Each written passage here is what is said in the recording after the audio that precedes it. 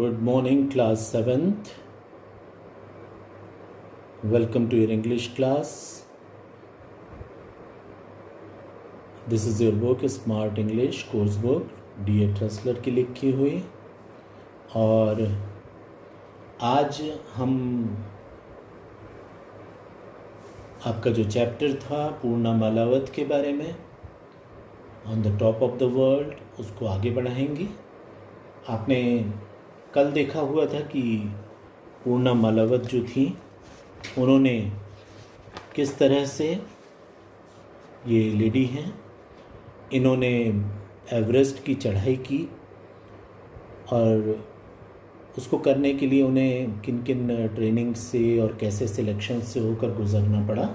ये आपने कल हम बात कर रहे थे, बात अधूरी थी, तो आज इसे हम आगे बढ़ाएंगे। और यहाँ तक मैंने कंप्लीट कराया था आपको। और चलिए फिर आगे बढ़ते हैं। इसे मैं थोड़ा सा जूम किए देता हूँ ताकि आपको और ज़्यादा क्लियर नज़र आए।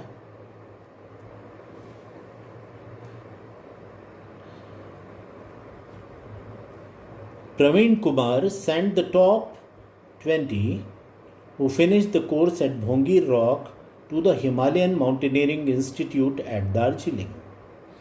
तो यहाँ पर आपको मैंने बताया था कि तेलंगाना में जो भोंगी रॉक करके एक पहाड़ था जिस पर इनकी ट्रेनिंग हुई थी, उसमें से जो सबसे अच्छा करने वाले जो 20 बच्चे थे टॉप 20 के, जिन्होंने सबसे अच्छे ढंग से इस ट्रेनिंग को कंप्लीट किया था, उन बच्चों को प्रवीण कुमार साहब जो थे, जो फॉर्मर इंडियन पुलिस सर्विस के ऑफिसर भी थे और जिन्होंने इन बच्चों को की प्रतिभा को निखारने का बीड़ा उठाया था, उन्होंने इन 20 बच्चों की टीम को आगे की ट्रेनिंग के लिए हिमालयन माउंटेनियरिंग इंस्टीट्यूट जो कि दार्जिलिंग में है वहाँ पर भेजा। दार्जिलिंग हिमालय की बगल में एक छोटा सा खूबसूरत हिल स्टेशन है, पर्वतीय एक शहर है। और यहाँ पर क्योंकि हिमालय से लगा ही हुआ है तो वहाँ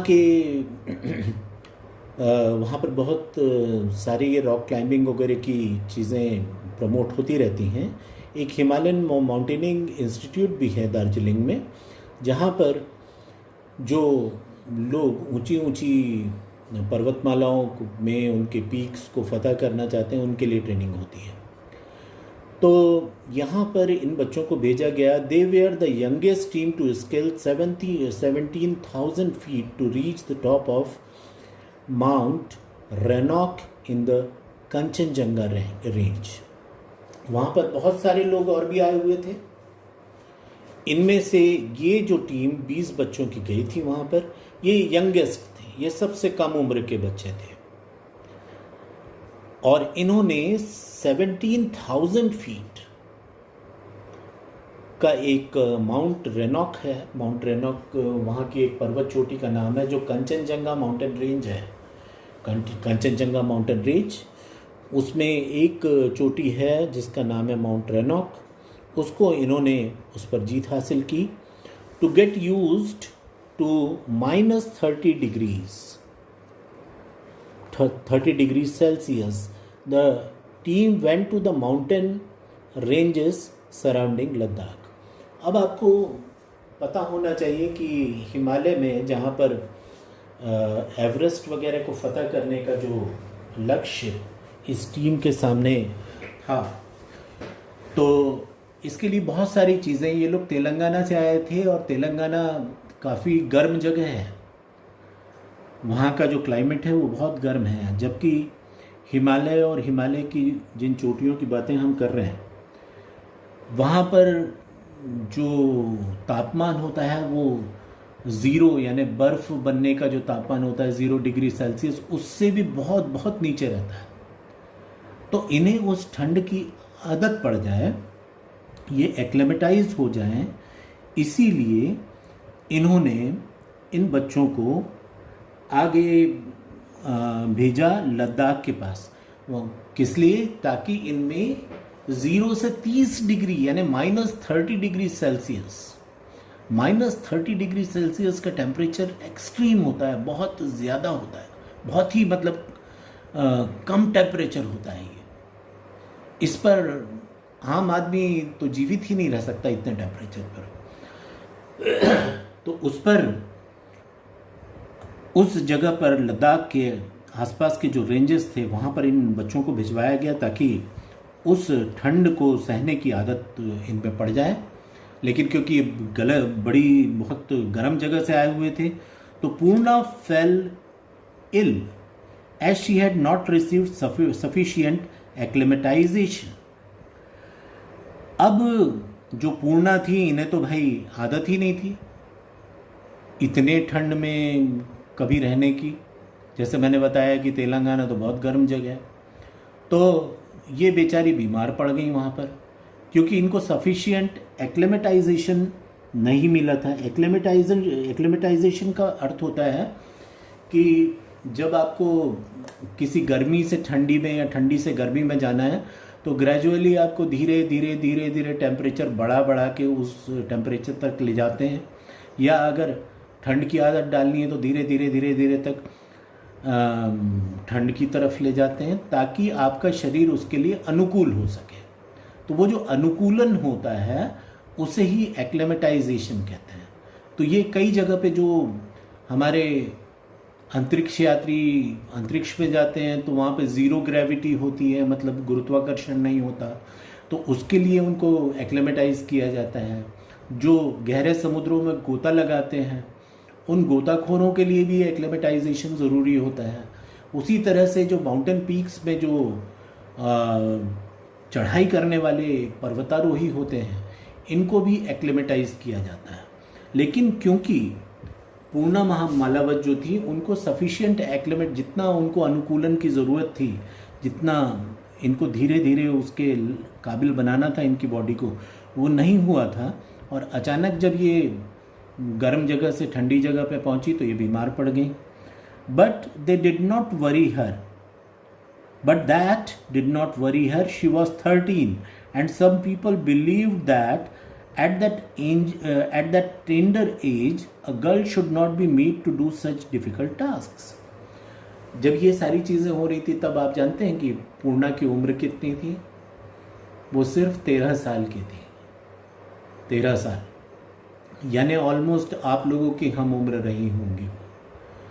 तो 13 साल की इस बच्ची के लिए इतना कठिन परिश्रम, इतनी कठिन ट्रेनिंग। कई लोगों ने तो कहा कि नहीं भाई, अभी इसके लिए वक्त है, इसे अभी से ये सब नहीं करना चाहिए, इतना क्यों बर्दाश्त कर रही है ये, लोग कहने लगे। मगर another obstacle in her path was the fact that she was not permitted to take the route up from Nepal to make the climb, as there was an age bar and she was considered to be too young. अब चलिए, इस लोग तो कहते रहे और पूर्णा ने भी तय कर लिया था कि नहीं, मुझे तो ट्रेनिंग भी करनी है और ऊंचे पर्वत शिखरों पर मुझे जीत भी हासिल करनी है। मगर अब रास्ते में एक और अड़ंगा आने वाला था, एक और मुश्किल आने वाली थी, और वो था एक कानून। और वो कानून ये था कि भाई, एक 12-13 साल की उम्र की जो बच्ची है उसको इतने जोखिम भरे काम के लिए परमिशन नहीं दी जाएगी। ये जो ऊंचे माउंटेन रेंजेस होते हैं, इनमें इनके जाने के लिए अलग अलग रूट्स होते हैं। तो एक रूट जो नेपाल से जाने वाला होता है, मेन माउंट एवरेस्ट वगैरह के लिए एक रूट जो है, जो सबसे ज़्यादा पॉपुलर भी है, वो नेपाल से होकर जाता है। तो वहाँ पर लेकिन एज बार था। एज बार मतलब उम्र की एक वहाँ पे सीमा थी कि भाई इससे कम उम्र के बच्चों को वहाँ से नहीं जा सकते वो। तो ये तो उम्र इनकी कम थी, तो इनको परमिशन नहीं मिली। ये माना गया कि अभी बहुत छोटी हैं। Permissions were taken and Purna took the northern route of the peak from China. The Chinese welcome them. जब यहाँ से प्रॉब्लम हुई कि नेपाल से भाई एंट्री नहीं मिलेगी, तो इन्होंने हिम्मत नहीं हारी, इन्होंने और कोशिश की माउंट एवरेस्ट वगैरह पे जाने के लिए। जो दूसरा रास्ता है वो चाइना से आता है।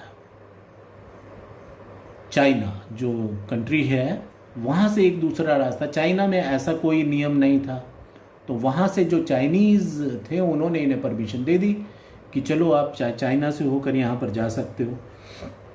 The team took 52 days to get to the top. The team took 52 days to get to the top. At no time did Purna feel that she would not be able to complete the task.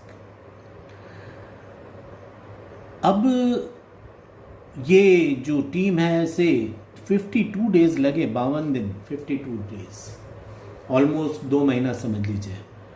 अभी ये Everest बहुत दूर है, Everest नहीं पहुंचे हैं।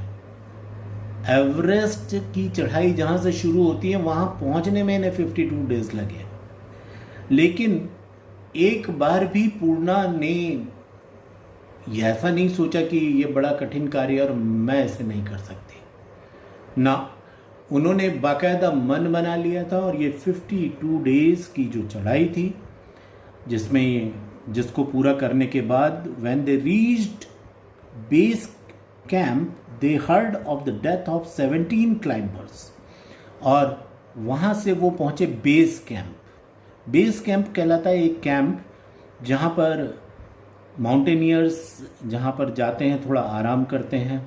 वहाँ पे कई तरह की सुविधाएं इन माउंटेनियर्स के लिए उपलब्ध होती हैं, ऑक्सीजन सिलेंडर्स होते हैं और दूसरी चीज़ें होती हैं जो इनके पास ख़त्म हो जाती हैं, पानी वगैरह ये वो। तो ये तमाम चीज़ें लेकर ये बेस कैंप से आगे की चढ़ाई के लिए अपनी चढ़ाई जारी करते हैं, वहाँ से शुरुआत होती है। तो जब ये बेस कैंप में पहुँचे तो एक बहुत बुरी खबर इनका इंतज़ार कर रही थी।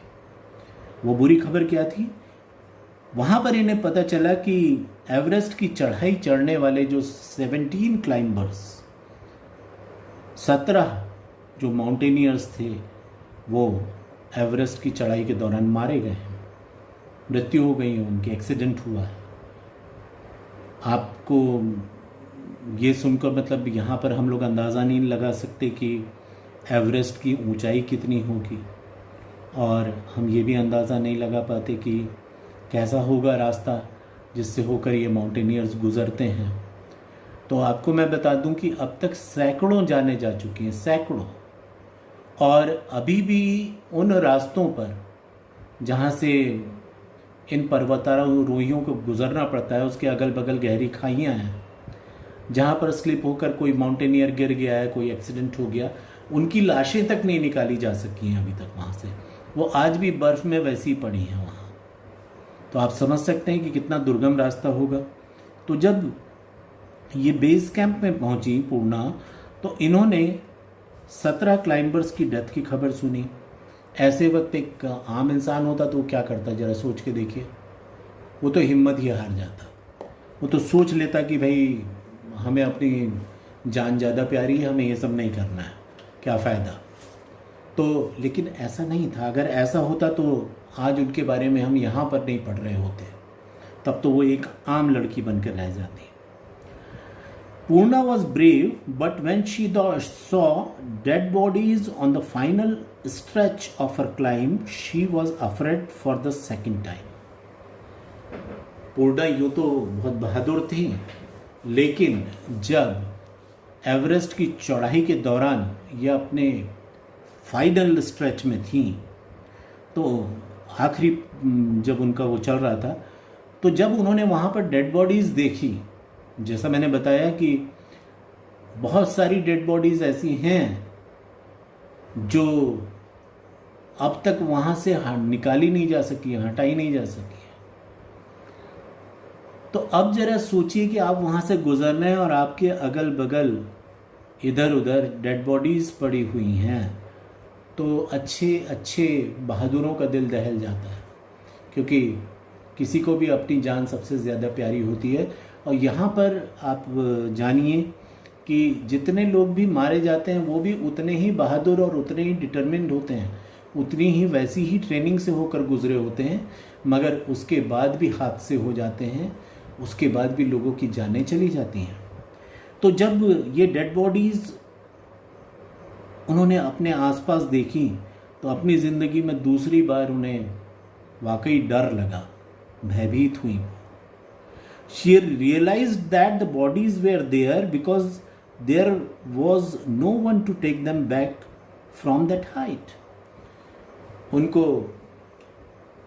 उन्होंने इस चीज़ को रियलाइज किया,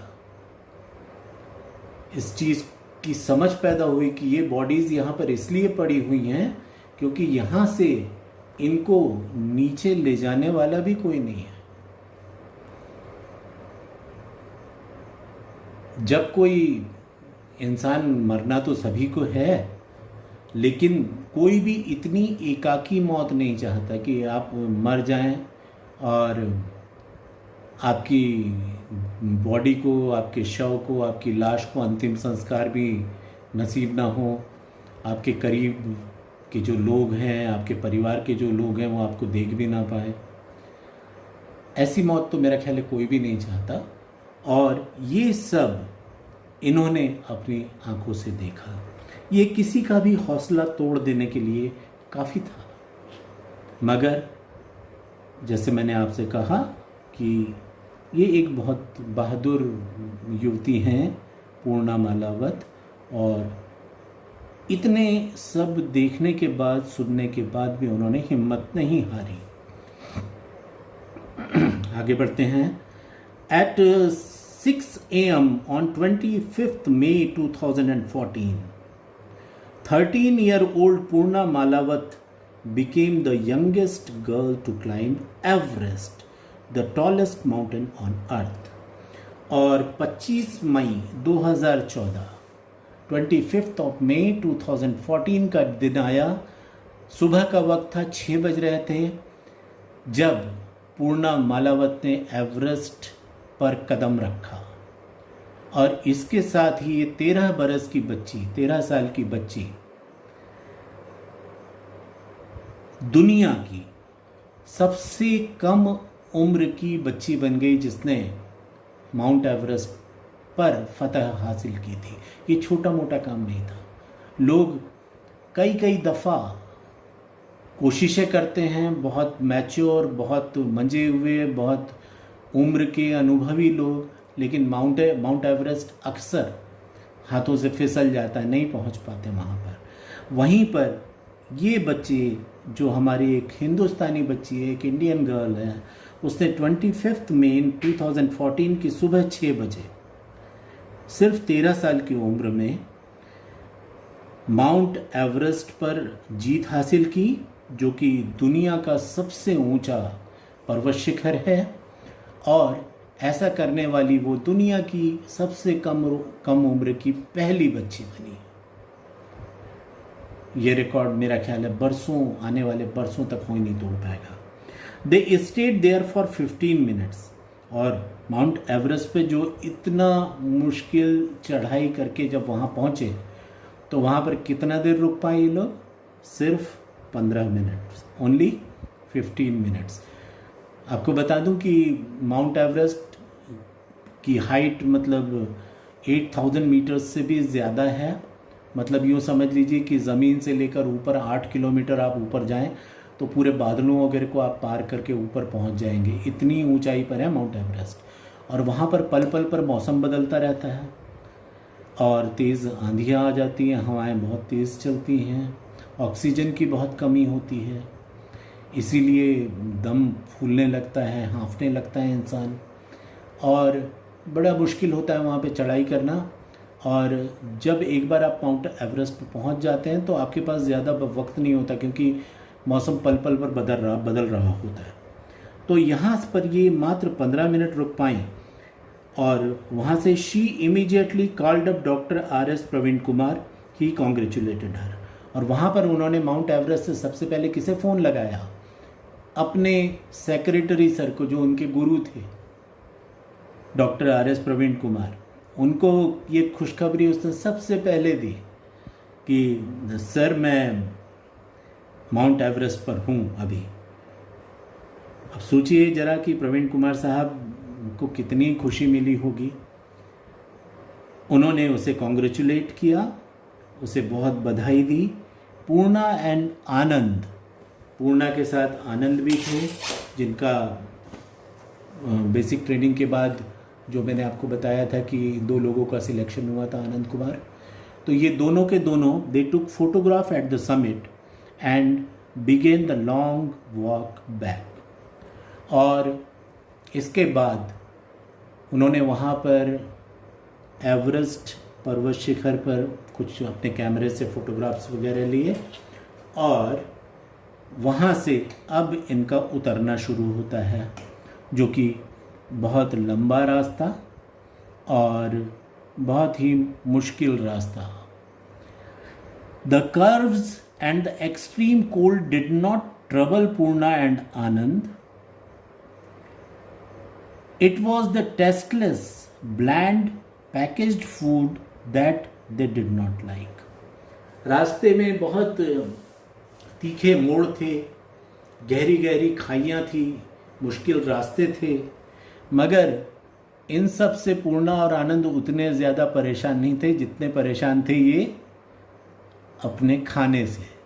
वहाँ पर दरअसल होता ये है कि जब आप एवरेस्ट पर जाते हैं या किसी भी ऐसी, तो वहाँ पर आपको पैकेज्ड फूड यानी फूड के पैकेजेस बने रहते हैं, क्योंकि वहाँ पर खाना बनाने के लिए तो आपके पास ना जगह होती है, ना साधन होता है, ना राशन होता है। तो ऐसे फूड का चुनाव किया जाता है जो आपको ज़्यादा से ज़्यादा शक्ति दे, जिसको डाइजेस्ट करना आसान हो, ज़्यादा से ज़्यादा एनर्जी मिले। ऐसा फूड माउंटेनियर्स के लिए प्रिपेयर किया जाता है और इसके पैकेजेस बनाकर इनको दे दिए जाते हैं। लेकिन प्रॉब्लम ये होता है कि ये जो फूड रहता है ये बड़ा टेस्टलेस, बहुत बेस्वाद।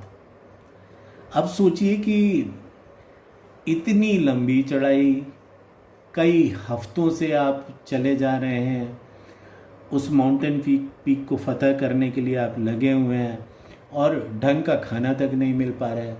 तो ये दोनों के दोनों, आनंद कुमार, पूर्णा, ये रास्ते की तकलीफ़ों से उतने परेशान नहीं थे जितने अपने जो इनको खाना मिला करता था, जो पैकेज फूड जो लेके चले थे ये, उस खाने के स्वाद को लेकर ये बहुत ज़्यादा परेशान थे भाई। पूर्णा had carried the tricolor, the flag of her country, with her and a photograph of Dr. B.R. Ambedkar as she proud to be a Dalit. पूर्णा ने अपने साथ 2 चीज़ें खासकर लेकर गई थी। एक तो हमारे देश का तिरंगा था, हमारा राष्ट्रध्वज, ये इन्होंने अपने साथ लेकर गई थी। और दूसरा एक फ़ोटो था डॉक्टर बाबा साहेब अम्बेडकर का, भीमराव अम्बेडकर का, डॉक्टर B.R. अम्बेडकर का, क्योंकि ये एक दलित बच्ची थी और इसे अपने दलित होने पर गर्व था। तो इसीलिए ये डॉक्टर B.R. अम्बेडकर, जो खुद भी एक दलित थे और दलितों के लिए इन्होंने सारे जीवन बहुत काम किया है और इन्हें पूरा देश बहुत सम्मान देता है, तो इस महापुरुष की एक तस्वीर भी अपने साथ लेकर गई थी। She also had the flag of her state and her school.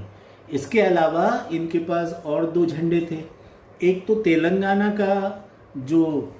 Telangana राज्य का ध्वज और एक अपने स्कूल के नाम का ध्वज। The Andhra Pradesh social welfare residential educational institute society now in Telangana with her. इनके स्कूल को जो चलाया करते थे उस सोसाइटी का नाम था the Andhra Pradesh social welfare residential educational institution society, जो कि अब तेलंगाना में है। पहले वो आंध्र प्रदेश में था। आंध्र प्रदेश का आप जानते हैं कि बाद में बंटवारा हुआ और 2 राज्य बने, एक आंध्र प्रदेश और एक तेलंगाना। दोनों की राजधानी विजयवाड़ा में है, राइट। तो इनको एक की विजयवाड़ा में है और एक की हैदराबाद में है। तो ये जो हैं इनके सारों के फ्लैग्स ये लेकर गई थी साथ में, जो इन्होंने माउंट एवरेस्ट पर फहराए। और अपने स्कूल को नहीं भूली, ये अपने राज्य को नहीं भूली।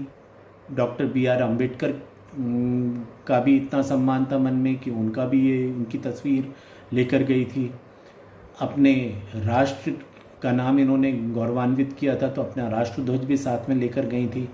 और इस तरह से पूर्णा मालावत ने वो चढ़ाई पूरी की और इतने सारे ध्वज इन्होंने जो अपने साथ ले गई थी उनको माउंट एवरेस्ट पर फहराया। आज का वीडियो मैं यहीं समाप्त कर रहा हूँ और लेटर पूर्णा से यहाँ से हम अगले पीरियड में इस यहाँ तक की है ये कहानी, तो इसे कंप्लीट कर लेंगे, है ना। तो फिलहाल आज हम यहीं तक करते हैं। एक चैप्टर में एक इसमें ये हो जाएगा एक क्लास में, और उसके बाद फिर आगे की हम लोग एक्सरसाइजेस स्टार्ट करेंगे। Okay, thank you for being with me.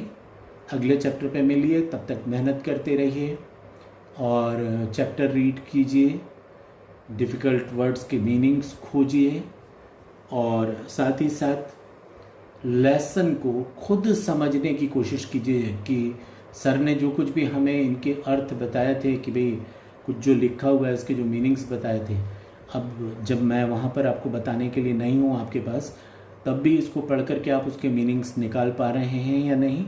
अगर निकाल पा रहे हैं इसका मतलब है कि आप अपने लक्ष्य के करीब होते जा रहे हैं, अंग्रेज़ी आपको समझ में आ रही है। ओके, तो चलिए मिलते हैं अगली क्लास में। Thank you all the best.